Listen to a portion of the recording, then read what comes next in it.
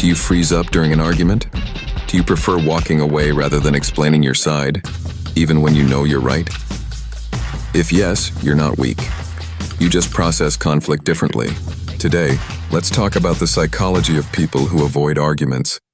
What's really happening inside your mind when you shut down, and how to handle conflict in a healthier way. Some people think avoiding arguments means you don't care or that you're scared of confrontation. But in reality, it often comes from a deep desire to protect peace, not to escape it. For many of us, conflict feels unsafe.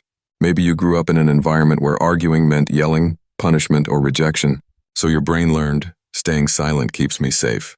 Even as an adult, that protective pattern kicks in automatically. Your nervous system treats emotional tension as danger. Your heart races, your mind blanks, and your body just wants to leave. Avoiding conflict can also come from empathy overload. You feel others' emotions so strongly that even a small disagreement feels like chaos. You'd rather take the blame or let things slide than see someone else upset. That might make relationships peaceful on the surface, but inside, it can build quiet resentment and stress. Some people avoid arguments because they fear losing love, approval, or connection. They think, if I speak up, I might hurt them, or they might leave, so they keep everything inside until it becomes too heavy. That's not being weak. It's being human and conditioned to protect relationships at all costs. The problem is constant avoidance doesn't remove conflict. It just buries it. Unspoken feelings don't disappear. They grow quietly until they explode later or turn into distance. Healthy communication isn't about winning arguments.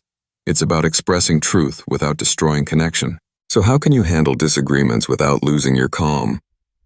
First, notice your physical signs. When you feel your chest tighten or your throat close, that's your body saying, I feel unsafe. Take a slow breath. You don't have to respond immediately. Just pause and ground yourself.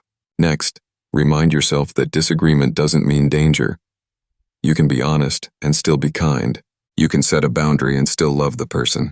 Conflict doesn't always destroy relationships. Sometimes it strengthens them. Start small. If you usually stay silent, practice saying simple things like, I see it differently, or I need a moment to think about that. You're not starting a fight. You're starting communication. Over time, the goal isn't to love conflict, but to stop fearing it. When you understand that your body is just trying to protect you, you can respond with calm instead of shut down. People who avoid arguments are often the peacemakers, the feelers, the ones who care deeply about harmony. That's a strength, as long as you also remember that your voice deserves to be heard too. Avoiding arguments doesn't mean you're weak. It means your mind values peace.